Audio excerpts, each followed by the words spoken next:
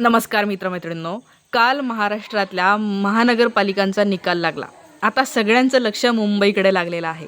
बातम्या अशा येत आहेत की मुंबईमध्ये एकनाथ शिंदे यांनी आपले निवडून आलेले सगळेच्या सगळे म्हणजे 29 नगरसेवक हे 5 स्टार हॉटेलमध्ये ठेवलेले आहे. आता BMCमध्ये एकनाथ शिंदे हे किंगमेकर ठरू शकतात, ते गेम पलटवू शकतात असं म्हणलं जातं आहे. आता जो निकाल लागलेला आहे आपण पाहिलं असेल की मुंबईमध्ये ज्या 227 जागांसाठी BMCमध्ये आपण म्हणतो आहे 227 जागांसाठी निवडणुका झाल्या, त्याच्यापैकी भाजपला 89 मिळालेले आहे आणि शिवसेना एकनाथ शिंदे 29. या सगळ्यांची मिळून होते टोटल 118. अर्थात हे दोघंजणं सोबत राहिले तर भाजप एकटा सत्ता तिथे मिळवू शकत नाही. एकनाथ शिंदे यांची साथ लागतेच. त्याच्यामुळे आता एकनाथ शिंदे हे ठरवू शकतात की नेमकं काय करायचं. याशिवाय उलट म्हणजे शिवसेना आणि भाजप यांच्या विरुद्ध बाजूला काय आहे चिन्ह, तर सगळे मिळून म्हणजे काँग्रेस असेल, शिवसेना, उद्धव बाळासाहेब ठाकरे गटाला 71 जागा मिळालेल्या, काँग्रेसला 24, NCPला 3 आणि अदर 10, असे हे सगळे मिळून आहेत 108. म्हणजे यांना 10 लोक कमी पडलेले आहेत. आता या ठिकाणी क्लिअर कट दिसतंय की एकनाथ शिंदे म्हणजे फडणवीस आणि एकनाथ शिंदे हे दोघंजण सोबत राहिले तर तिथे हे सत्ता बनवू शकतात, किंवा एकनाथ शिंदेंनी ठरवलं की आपण उद्धव ठाकरेंसोबत जाऊया, विरोधी बाजूला जाऊया, तर तिकडे सुद्धा गेम पलटू शकतो. आपल्या सगळ्यांची अर्थातच इच्छा अशी आहे, म्हणजे मी काल फेसबुकला लिहिलंसुद्धा होतं की एकनाथ शिंदे यांनी खरं तर आता आपल्या मूळच्या शिवसेनेकडे परत जावं, नाही तर इतिहास त्यांचं नाव जयचंद म्हणून लिहिलं जाईल. हे राऊतसुद्धा म्हणाले. जयचंद तुम्हाला माहिती असेल, मोहम्मद घुरी आणि पृथ्वीराज चव्हाणला दगा दिलेला आहे जयचंदने.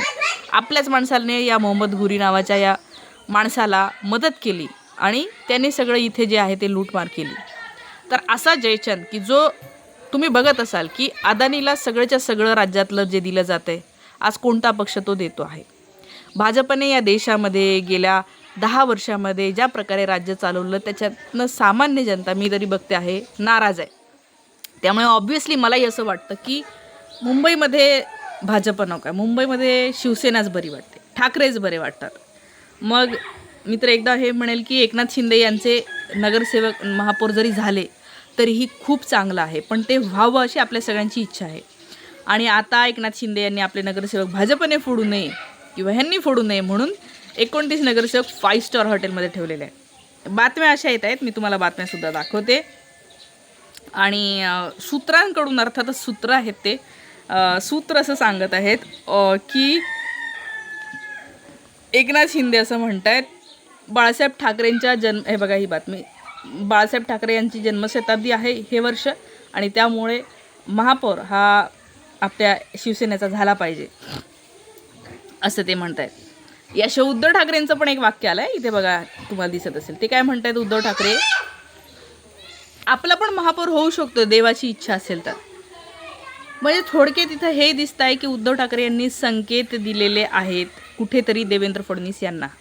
म्हणजे असं सुद्धा होईल का की भाजप आणि उद्धव ठाकरे यांची शिवसेना एकत्र येईल आणि त्या ठिकाणी महापौर बनेल, काही सांगता येत नाही. अर्थात आपल्या सगळ्यांची तशी इच्छा नाही आहे की उद्धव ठाकरेंनी तिकडे जावं, पण पुढच्या 2-3 दिवसात भयंकर काहीतरी उलथापालथ होणार आहे. ते काय होतं हे बघणंसुद्धा इंटरेस्टिंग असणार आहे.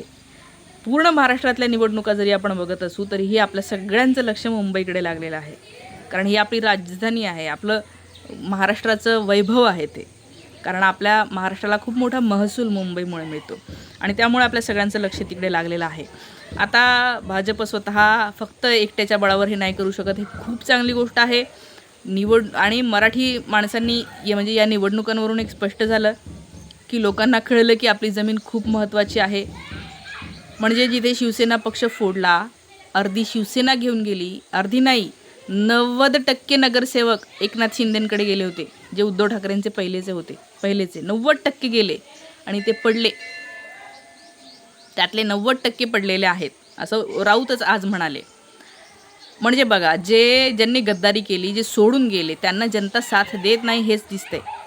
आता या दोन्ही शिवसेनेचं जरी पाहिलं तरी एकनाथ शिंदेंच्या शिवसेनेला 29 जागा जिंकता आलेल्या आहेत फक्त, आणि उद्धव ठाकरे यांच्या शिवसेनेला 71 जागी हे मिळालेलं आहे, विजय मिळालेला आहे. म्हणजे 71 आणि 29 बघा.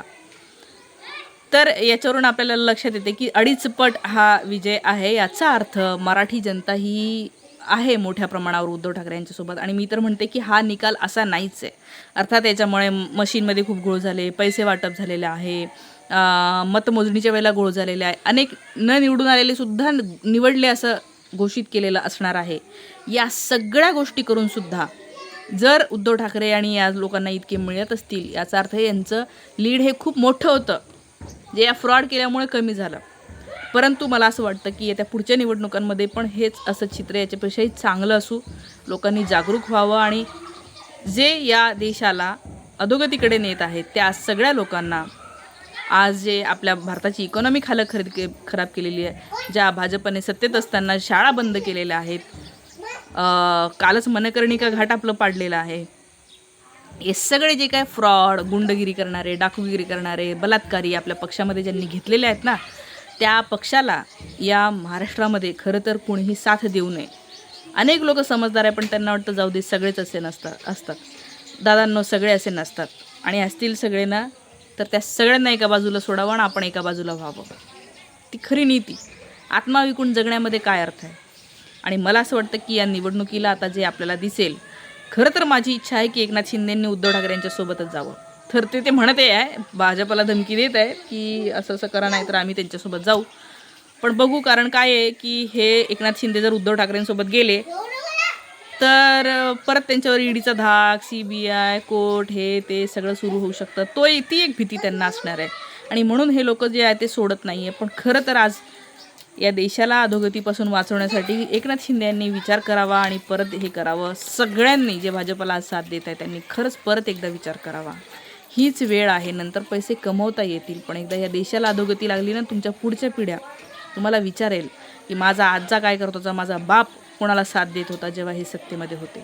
जसं हिटलर मरून गेल्यावर जर्मनीमधल्या लोकांनी आपल्या बापाला, आपल्या आज्यांना शिव्या दिल्यात की अहो, तुमच्यामुळे जग आम्हाला थुकतंय, की तुम्ही त्या हिटलरला साथ दिली, तुम्हाला कसं काय कळलं नाही की तुम्ही त्या हिटलरला साथ दिली.